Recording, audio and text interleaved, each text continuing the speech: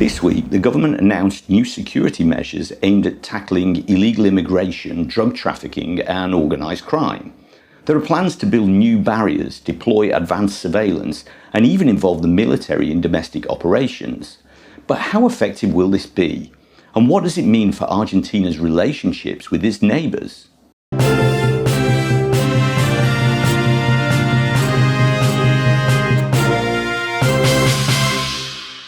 Headline news this week is Argentina's decision to reinforce its northern border with Bolivia. The government plans to build a 200-metre long and 2.5-metre high fence along the Bermejo River in Aguas Blancas, Salta province. This area has long been a hotspot for drug smuggling and illegal crossings, and authorities argue that stricter controls are necessary to curb the flow of contraband and undocumented migrants. The government is also focusing on the notorious Triple Frontier region, where Argentina meets Brazil and Paraguay. This area has become a hub for organised crime, including the trafficking of both drugs and people. To combat these threats, the government is looking at expanding surveillance, including the use of drones and other monitoring technology to strengthen the border.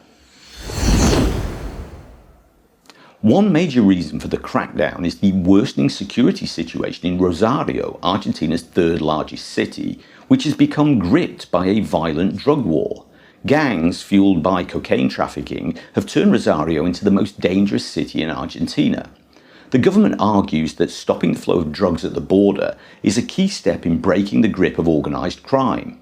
A recent high-profile case involved a former Bolivian beauty queen who was arrested for allegedly smuggling cocaine, an incident that highlights the extent of the problem. Another issue is illegal immigration. Argentina has long had porous borders, particularly with Bolivia, where undocumented migrants often cross to find work in Argentina's informal labour market. Some government officials have drawn comparisons to the situation at the US-Mexico border, arguing that stricter immigration controls are necessary to maintain order and security. Human trafficking is also a growing concern. The Triple Frontier is notorious for being a gateway for people smugglers, particularly involved in forced labour and sexual exploitation networks. Over the past years, there's been a number of headline news stories about missing kids who are rumoured to have been snatched and trafficked, never to be seen again. Security Minister Patricia Bullrich is at the forefront of these policies. Recent presidential decrees have opened the way for the military to take on a greater role in internal security. Until very recently, Argentina's armed forces were restricted from engaging in domestic law enforcement under rules that date back to the fall of the country's military dictatorship.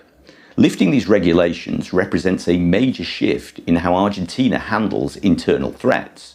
The international response to these measures has been mixed. Bolivian officials have expressed concern over the planned fence, calling for diplomatic discussions to ensure cooperation rather than confrontation.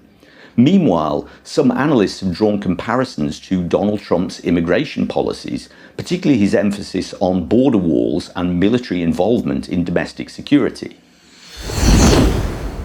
Milei's hardline security measures align with his broader political philosophy, one that emphasises strong borders, national sovereignty, and a tough stance on crime.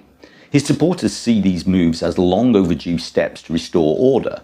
However, critics warn that militarising security could backfire, straining relationships with Argentina's neighbours and risking human rights violations.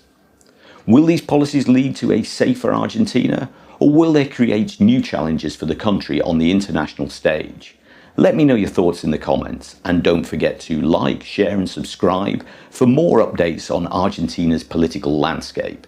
If you want to support the channel, you can buy me a coffee in the link below, and I'll see you next time.